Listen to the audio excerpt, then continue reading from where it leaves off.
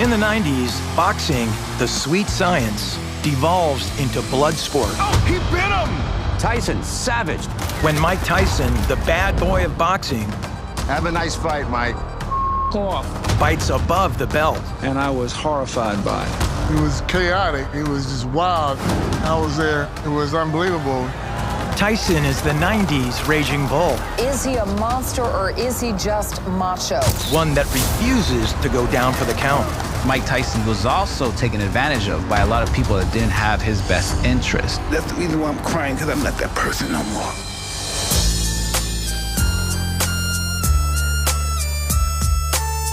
Here we go.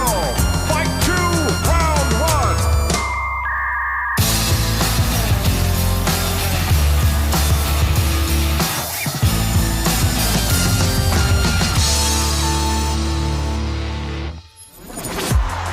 It is showtime. June 28th, 1997 marks one of the most anticipated rematches in boxing history,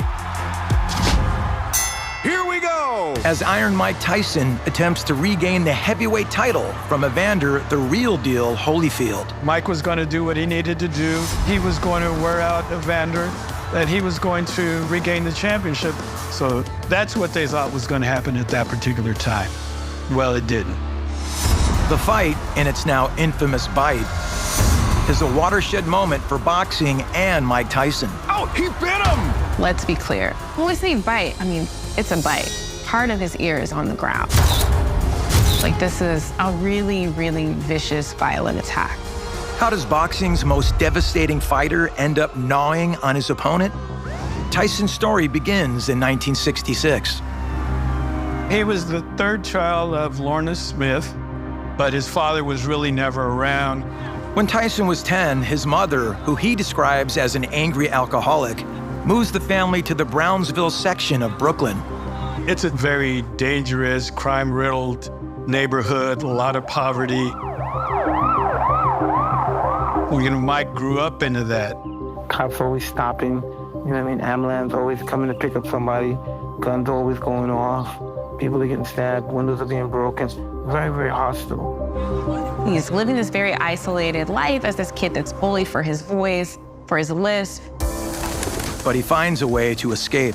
Mike's outlet was to hang out with pigeons, training them, naming them. That was his life. That was his passion. They were his friends. They were his confidants. He could believe in them. He could trust them. And so you think about this very tender Mike Tyson that is kind of ruminating here. One day, an older boy steals one of his feathered friends. Mike begs for it back, but the bully uses his hands to break the pigeon's neck, then laughs and throws the dead bird in Mike's face. So young Mike Tyson uses his hands. That enraged Mike to the point where he beat up the kid, and he found some sort of value in beating up and hurting people. Years later, speaking to GQ magazine, Tyson describes how this pivotal moment in his past helped shape his future. I'm a really sensitive guy, and how can I explain this? For being Billy, I could be really malevolent, you know? As Tyson tells Piers Morgan on CNN, he becomes the bad kid in the neighborhood, disappointing his mother. I did a lot of bad things. I've robbed a lot of friends' houses and stuff like that. And that tended to be his life as a youngster. He was arrested nearly 40 times by the age of 12.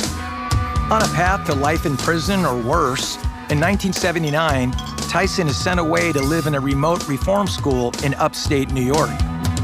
When he was at Tryon School for Boys and institutionalized as a youth, there begins to be a shift in Tyson as he meets different people who teach him about boxing. I am Dr. Rudy Mondragon, and I study the sport of boxing, the political economy of sport, and the ways in which boxers express themselves.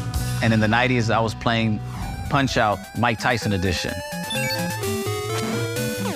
But Tyson hasn't become a Nintendo star yet. As a 13-year-old, Tyson meets a counselor and former Golden Gloves champ named Bobby Stewart. who runs a boxing program at the school. Tyson was intrigued by that. He saw the kids boxing, and he asked Stewart if he could become a part of it. My name is George Willis. I'm a longtime sports writer, and I am also the author of The Bite Fight, The Night That Changed Boxing Forever. Stewart got in the ring with Mike and beat him up pretty good just to see if he wanted to come back for more. Mike came back for more, and he showed that he was really passionate about the sport. So Stewart introduces Tyson to Cus D'Amato, a boxing legend who once trained heavyweight champs Floyd Patterson and Jose Torres. Well, Cus D'Amato was an old-school trainer, and he took in fighters at his home in the Catskills. Cus's live-in boxing school is so unique that it becomes the subject of a documentary in the early 1980s. The film captures the young boxers being cared for by Cus and his partner, Camille.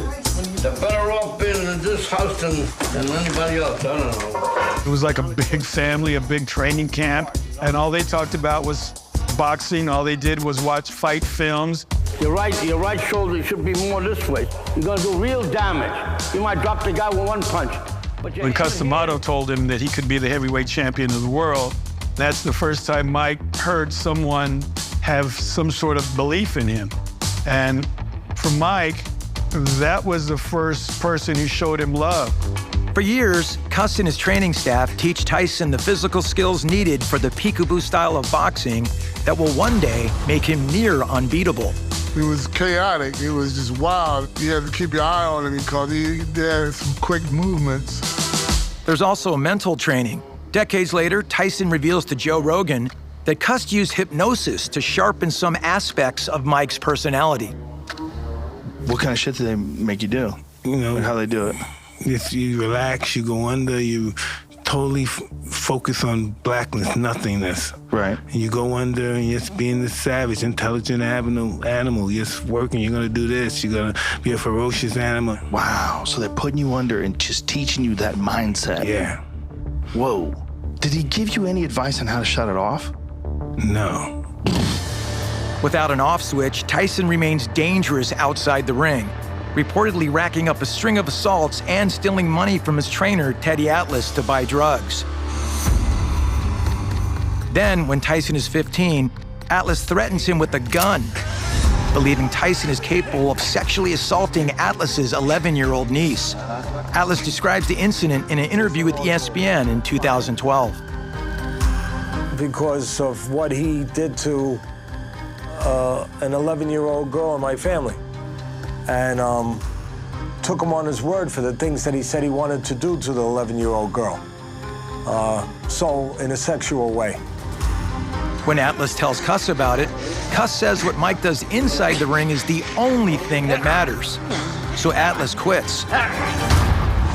Cus doesn't care. His focus is Tyson, who Cus has fighting up to 4 fights a month, but it's quantity over quality.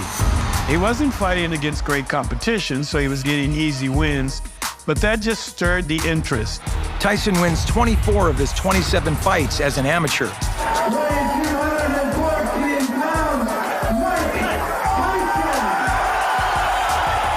At 18, Tyson turns pro against Hector Mercedes.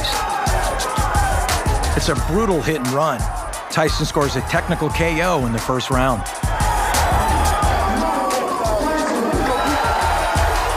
Eight months later, it's Tyson who receives a near knockout blow.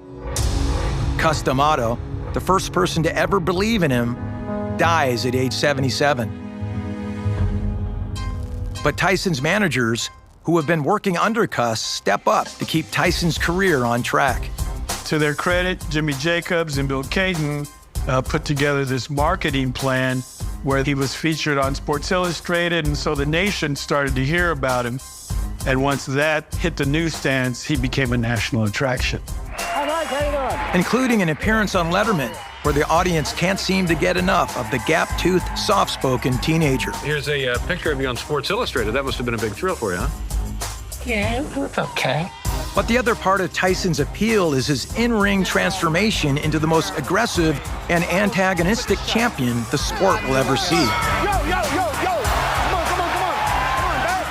Fighting Mitch Blood Green, a former gang leader from the Bronx, Tyson taunts and teases his opponent. Look at here. Just laughing at him. As if he's playing with his food before he eats it. I can think about watching Mike Tyson and not being able to look anywhere else.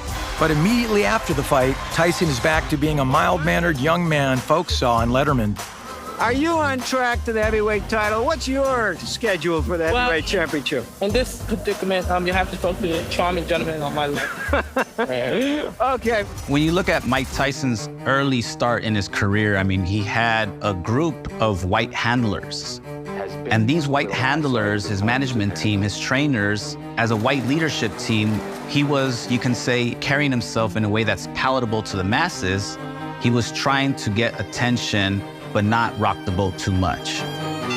But he has no problem sinking opponents and doing it fast. Marvis Frazier lasts only 30 seconds. As quickly as they fall, Tyson's celebrity seems to rise even faster. Mike Tyson was must-see TV. Very quick knockout. There's this build-up that kind of transcends culture that even if you don't watch sports, this is the thing you have to watch. But as he drops his opponents, Tyson's kinder, gentler persona also starts to drop away. I wish one of your guys had children if I could kick them in the head or stomp on their testicles. But soon, the powder keg known as Kid Dynamite is ready to explode. Released in 1976, Sylvester Stallone's saga Rocky embodies the American belief that we're all just one break away from greatness. A decade later, it's a black kid born to poverty that personifies that American dream. He has the story of tragedy, of having to fight to really maintain himself in a really rough environment, and then having this legendary coach come through and teach him how to fight properly. And so the Hollywood narrative's already built in. My name is Courtney Cox. I'm a former ESPN employee and current scholar looking at all things sport and culture. At the turn of the 1990s, Mike Tyson is one of the most captivating humans on the planet, period. Maybe the most. It's fact, I'm the best, you know what I mean? Sometimes I don't want to believe it myself, but it's the truth. I'm the best. And it ain't bragging if it's true. It's a 27-0 Tyson who steps in the ring to fight Trevor Berbick for one of the 3 heavyweight titles. Ringside is a who's who of the sport. Speaking of the greats, Muhammad Ali and his new wife, Lonnie. The man behind the star-studded event is fight promoter Don King. Don King, during that time period, had control of the heavyweight division. King is an ex-con who went from serving a manslaughter sentence to setting up the famed Ali versus Foreman Rumble in the Jungle. He who runs the day will live to fight another day. He's always creating something mystical and magical. My name's Aaron Snowell, and I have trained over 30 world champions. Mike Tyson went on to fight Trevor Berbick in order to become the WBC heavyweight champion of the world and the youngest heavyweight champion of the world. Tyson goes to work right away, and he gets Trevor in trouble, and he's down. He wins that in 2 rounds. And so that's his 28th fight in 2 years, 24 of which of those victories came by way of knockout. That was Tyson. And he is the WBC champion of the world. But Mike Tyson is just getting started. 3 months later, Iron Mike's fighting ex-police officer Bone Crusher Smith. Bone Crusher is half a foot taller than Tyson and has an extra 11-inch reach. Tyson still wins by decision, capturing his 2nd heavyweight title. But the stress of Tyson's grueling fight schedule is starting to show. He develops alopecia, and when he shows up to fight for the last remaining belt in the division, he has the bald spot to prove it. That might have been the best shot that Mike Tyson has ever taken, right there. But in the end, he triumphs. Mike Tyson, at 21 years old, becomes the unified heavyweight champion of the world, the first ever to hold all 3 belts. A mark that is second to none in boxing history. The little kid with the pigeons is now a high-flying celebrity. There probably was not a more popular athlete on the planet at that particular time. Everybody loves Mike Tyson. So much so that just like two other famous Mikes, Jackson and Fox, Mike Tyson starts doing Pepsi ads. Mike, how do you feel about sharing your title, huh? No problem. Just not sharing my Diet Pepsi. And he finally becomes that Nintendo star. Mike Tyson's Punch-Out is an instant hit, selling more than 2 million copies. Mike Tyson is the epitome of the American dream, and then some.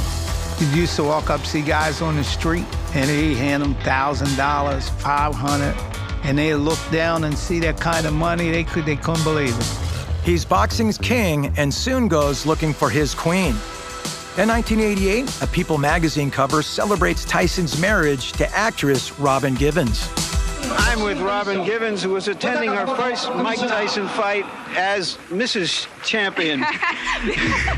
Immediately, people speculate that Robin is with Tyson for the wrong reasons. I think people saw Robin Givens as a bit of a gold digger.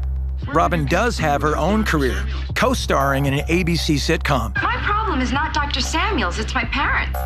But on Head of the Class, Robin is part of an ensemble. They'll go with me. With Mike, she increasingly seems to want to be the lead. Taking top billing on a Life magazine cover, Hey, champ. and turning Mike's Pepsi deal into a duet. Yes, dear. And when one of his managers dies, the newly minted Mrs. Tyson starts making her husband's business her business. Robin, upon the death of Jim Jacobs, wanted to know a little bit more about how much Bill Cayton was making off of Mike's fight. She wanted to see contracts. She wanted to see where Mike's money was and how much money Mike was owed. Right. I want him to step into the ring as often as he wants because he wants to, because he enjoys it, never for financial reasons. After successfully defending his title against Michael Spinks, Tyson, with the blessings of Robin Givens and Don King, fires Bill Cayton and Kevin Rooney, the only men left from the Custom Auto days. It's a significant disruption, and Mike's physical conditioning suffers.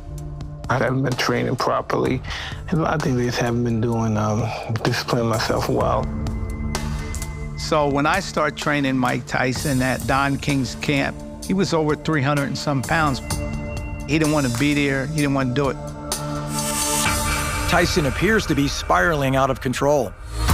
He gets into a street fight in Harlem with a former opponent, Mitch Green, breaking Green's face and his own hand in the process. Green claims Tyson sucker punched him and sues for $25 million in damages. Mike Tyson is a sissy. Tyson's descent continues. There was always something about, Mike crashing his car, Mike having an argument with Robin, Mike being admitted to the hospital because he was injured in an accident. There was all these wild stories about them. He has so many women. He's a homosexual. His family is crazy. He has a wild life. Things get so bad, Tyson reportedly attempts suicide. Mike Tyson went through a great stage of depression during that time. He loved Robin Givens. But Tyson's face during the interview with Barbara Walters on 2020 suggests he doesn't love it when Robin shares his mental health diagnosis with the world. Michael is a manic depressive. He is. I mean, that's just a fact. A lot of people, I believe, had a lot of sympathy for Mike because they saw this heavyweight champion, this warrior of the ring, being basically emasculated on national television by his wife. Tyson later says Robin supplied him with the drugs Thorazine and lithium before the interview. Robin, who by now is considered the most hated woman in America, files for divorce. The marriage turned out to be Iron Mike's longest bout and maybe even his toughest. To boost Tyson's morale and his own bank account, Don King sets up a series of fights meant to be not much more than televised sparring matches. Buster Douglas and Mike Tyson was supposed to be a tune-up fight. That was the plan, and nobody was really too interested in this fight. Except for maybe Buster Douglas. I knew what I had inside of me, and I knew what I could do. I knew I had the ability to compete on that level. Hi, I'm James Buster Douglas, and in 1990, I shocked the world by becoming the undisputed heavyweight champion of the world. The Tyson-Douglas fight is set to take place at Japan's Tokyo Dome. Bookmakers have Buster as a huge underdog. His odds are a discouraging 42-1. But it actually motivated Buster to become dedicated. He became a fighter who had nothing to lose, so to speak. Nothing to lose, but everything to win. So Buster trains hard up to the very last moment. Night before the fight, we get a shakeout, break a little sweat, loosen up, do a body check, then lay down and go to sleep and wake up the next day, the day of the fight, ready to go. Tyson's pre-fight ritual is a bit different. He and his wingman, rapper Bobby Brown, spend the night before the fight out in the town with a gaggle of groupies.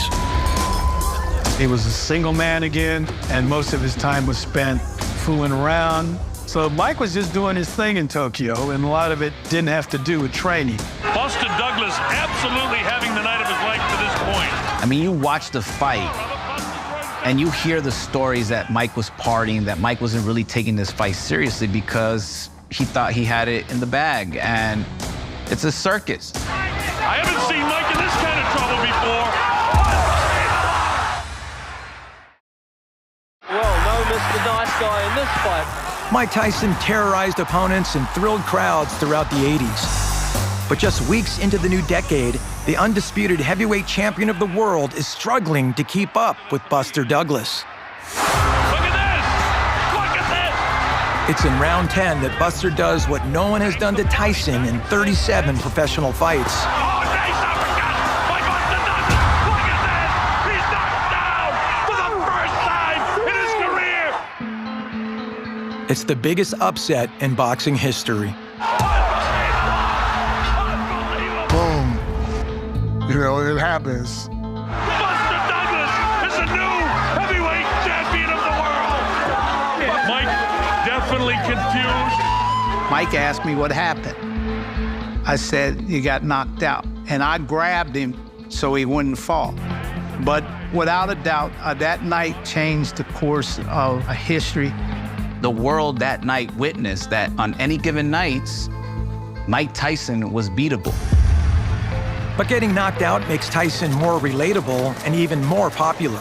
Fresh Prince breaks camp. Tyson wins first round. At the Apollo, DJ Jazzy Jeff and the Fresh Prince sing about their hero in their song, I Think I Can Beat Mike Tyson. Then Steve Dunleavy from A Current Affair gets Tyson on the ropes when he asks him about an upcoming paternity test. I don't know anything about that. But it's not going to happen. It's not true. You haven't heard from lawyers? Well, I don't know if it's not going to happen. Anything's possible of happening. But you know what I mean? That's a situation I just have to handle. But Tyson won't be able to shrug off what happens a month later. Tonight, police confirmed they're investigating allegations of rape against Mike Tyson. His accuser is Desiree Washington, an 18-year-old beauty queen Tyson meets at the Miss Black America pageant. Mike Tyson called her at 1:30 in the morning. By 2:30 in the morning, they were walking through the hotel lobby into his hotel suite. Some 26 hours later, Desiree Washington went to a local hospital and said she had been raped by Mike Tyson. And soon after that, the media enters the ring. Good afternoon, everyone. Is he a monster or is he just macho? While Tyson is getting booked, Don King is blowing smoke. He would deal with this in the process of court when the day arrives in the court. And even Barbara Walters seems to come to Tyson's defense, victim blaming Desiree by reporting statements allegedly made by some unnamed black female college students. One said, 18-year-olds are not naive in this day and age. What did she think a guy wanted at 2 in the morning? Another said, she asked for it, she got it, it's not fair to cry rape. For Tyson's many supporters, Desiree Washington replaces Robin Givens as the most hated woman in the country. At the trial, scalpers hawk courtroom tickets like it's a title fight. One ticket, $100. I don't think anybody really expected Mike to be convicted of this crime.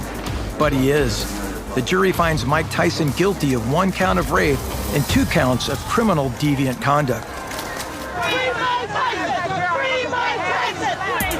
Tyson fans think it's a travesty of justice. I'm sorry, buddy. I wish I could get you back everything you had over there. Yeah, thank you. He's about 26 years old at this time, and so he spends the next 3 years in prison for his rape charge.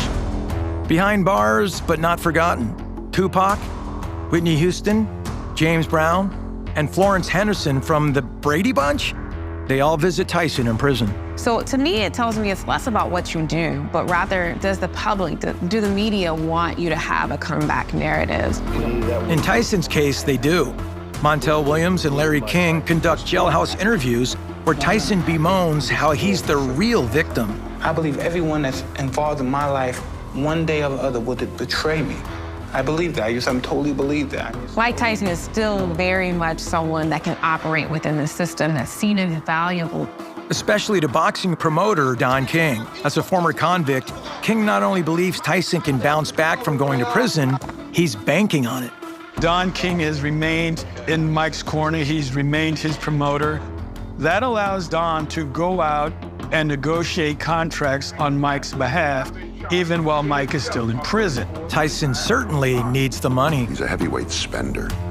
He loves his Dom Perignon, he loves his Bentleys, he loves his jewelry. Mike Tyson is a black man who grew up in poverty, who was incarcerated as a youth. And so if you're a boxer that doesn't have financial literacy and an awareness of how money works, and you come into money all of a sudden, how do you handle that? Apparently, you spend it. Well, you spend what you keep after giving Don King 30%. That hefty cut helps explain why King is there on March 26, 1995, when Iron Mike exits the iron bars after serving only half of his 6-year sentence. So Mike Tyson, a rapist, convicted felon, he gets out of prison, and the day he gets out of prison, he's handed a check, an advance from Showtime for $30 million. Tyson spends over $100 grand of that on 3 pet tigers. Most of my friends think I'm nuts. They don't come around my house. No lions or tigers or cats around. They don't come around. Man, my heart was just beating in my mouth. That Showtime money means Tyson needs to put on a show. King gets his human ATM training for what is being billed Tyson 2.0.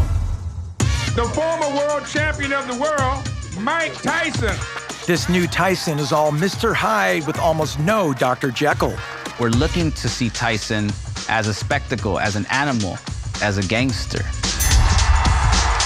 And so the image switches from this good young man who became heavyweight champion in the world to this almost menace of society. And that's Mike Tyson, too.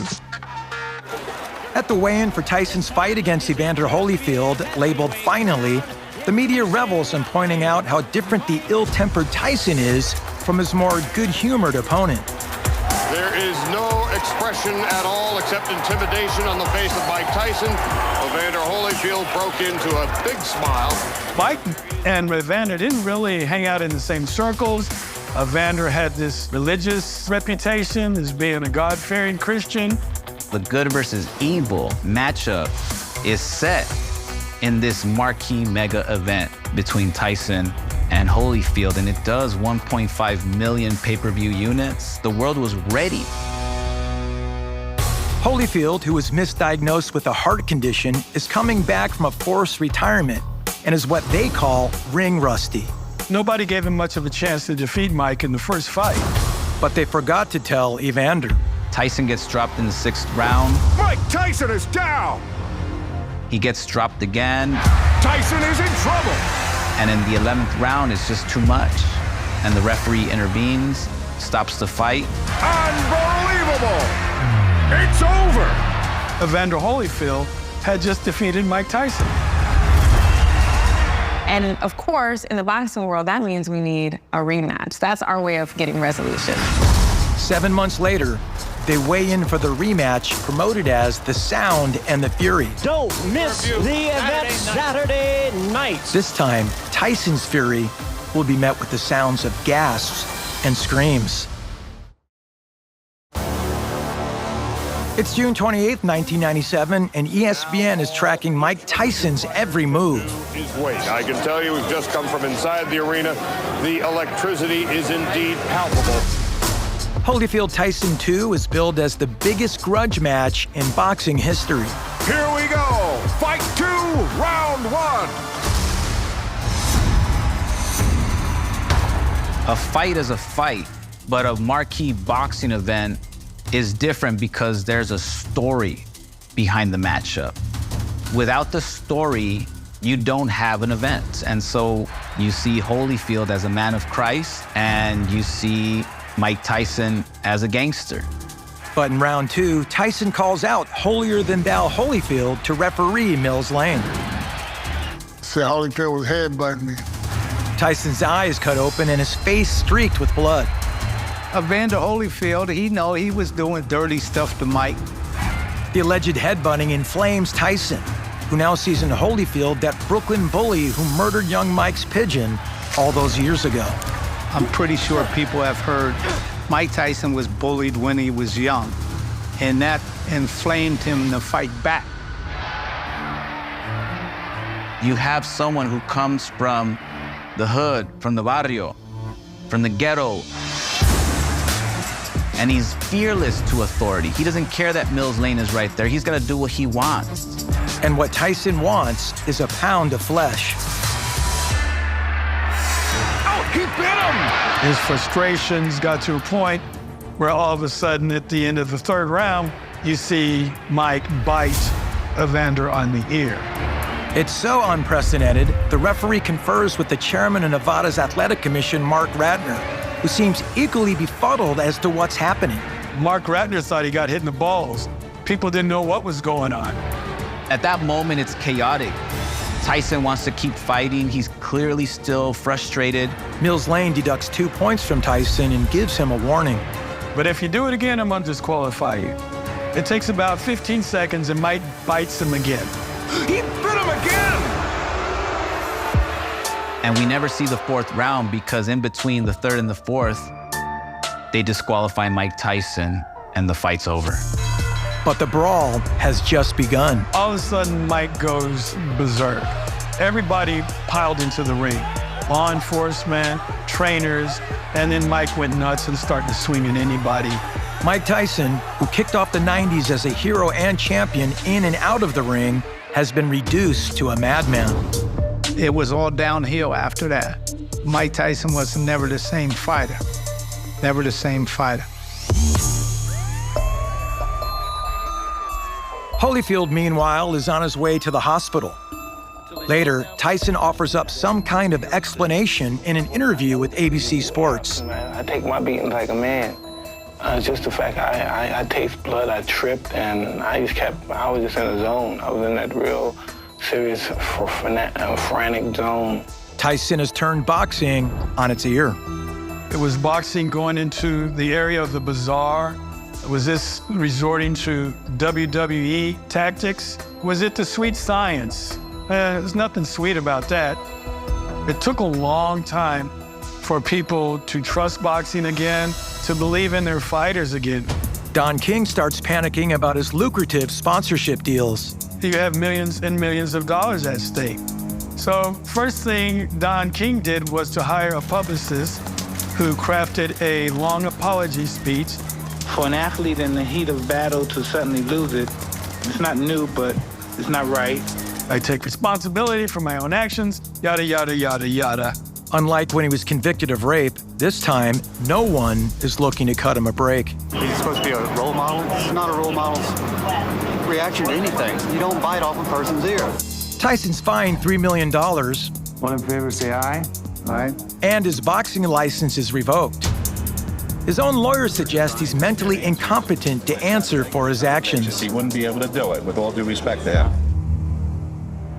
And so thinking about the fact that a rape conviction is the thing that one can come back from, but the bite is the downfall. That's when we say enough. Unable to box and with endorsements gone, Tyson's money issues become dire. Mike Tyson did make a lot of money, but he was also taken advantage of by a lot of people that didn't have his best interest. Like Don King. In 1998, Mike Tyson files a $100 million lawsuit against King, alleging he swindled him out of money for years. Tyson's lawsuit against King, filed here in New York federal court, is really an attempt by the 31-year-old boxer to seize control of his career. That's something that Tyson, once considered the baddest man on the planet, has seemed neither interested in nor capable of in the past. Mike felt alone. He felt a little bit abandoned. And all of a sudden, the people that he thought loved him and cared for him and would be there for him were gone. With no one in his corner and desperate for cash, Tyson turns the perception he's out of control into a WWF storyline, playing the enforcer at WrestleMania 14. Luckily for Tyson, boxing is quick to forget when there's a quick buck in doing so. The business is trying to maximize and fatten their pockets at the expense and through the utilization of the labor and the work of a boxer like Mike Tyson. Just over a year after the Bite fight, the state of Nevada reinstates Tyson's boxing license. ESPN airs his weigh-in with opponent Francis Botha and wonders if Tyson's mentally stable enough to make a comeback. You know, Custom Model prepared Tyson to deal with all kinds of pressure when he was a young fighter. Tyson has fallen down on some of those lessons.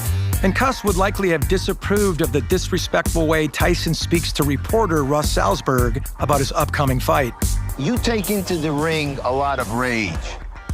Does that work for you or does it work against you at times? Well, it. It's a fight, so whatever happens, happens. Mike, why do you have to talk like that? Well, I'm talking to you the way I want to talk to you.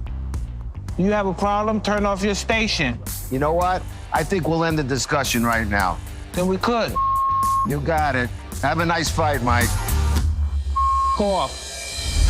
It's not a nice fight. While Tyson doesn't gnaw on his opponent, he seems to try and break his arm after the bell. Tyson's corner rushes in to stop him.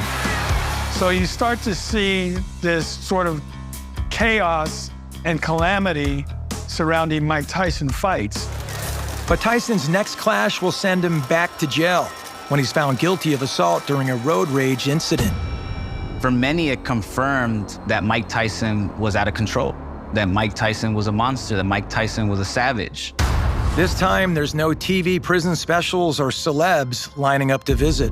By that time, his reputation had taken a really serious hit. There was just a stain to him at that particular time. When he came out to prison, you know, the tool of the dungeon is to break somebody's spirit. People are never the same once they go to jail and they come out. And Mike's no different. His interviews are so unhinged, they come with trigger warnings. Your guys try to label me. You label me a schizoid, you label me a manic depression, you label me a crazy I'm probably more schizoid than I'm anything, but you label me so many things, you drive a insane. From my viewpoint, Mike Tyson looked at it upon the media and stuff were bullying him. And Mike Tyson started lashing back at him.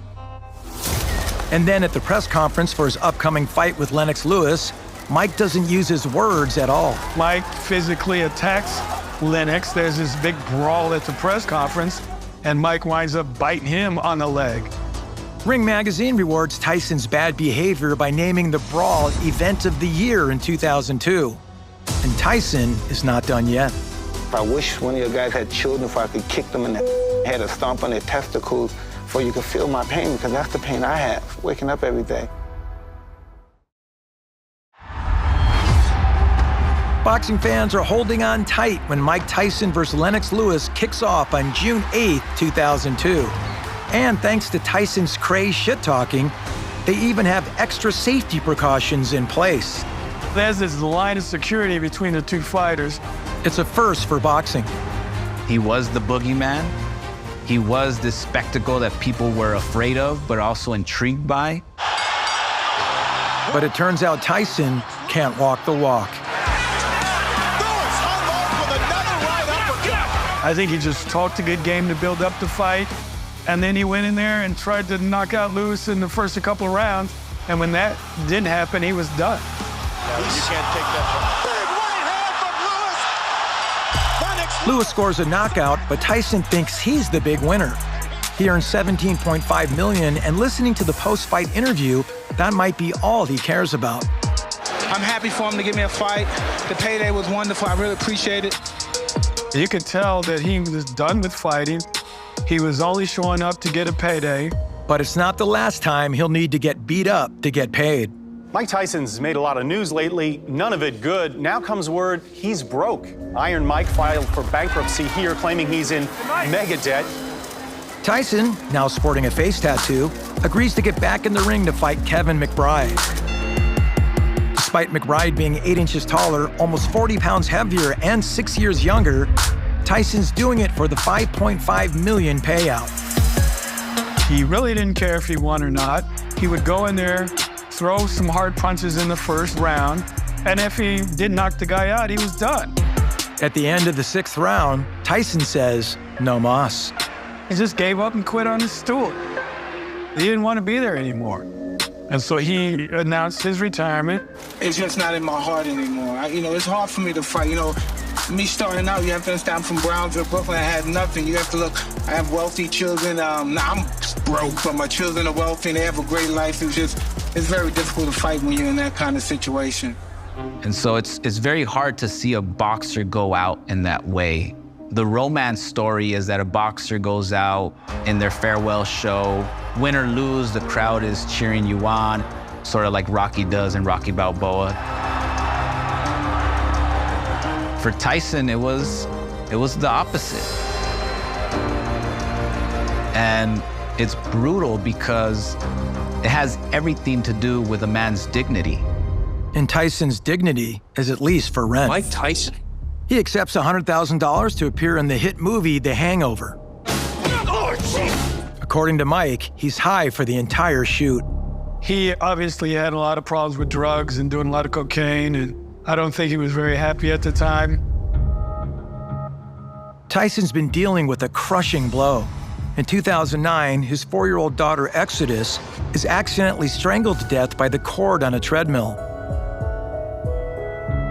Tyson tells HBO's Real Sports how he dealt with it in what will be called his strangest and most chilling interview. No, I did some cocaine for a week. I had to get high. I had to back then. I had to get high. I couldn't handle it at all.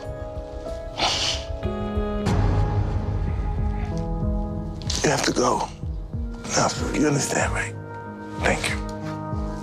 Thank you, man. Calling it one of the scariest moments of his life, reporter Bernie Goldberg and his crew do what Tyson asks and leaves. Mike Tyson hit rock bottom. And he stays there until 2013, when ESPN cameras catch Tyson making amends with Teddy Atlas. Teddy's the former trainer who pulled a gun on Tyson and accused him of being a sexual predator. But as Tyson tells the press, he's the one making amends. I'm a bad guy sometimes, and I did a lot of bad things. I want to be forgiven.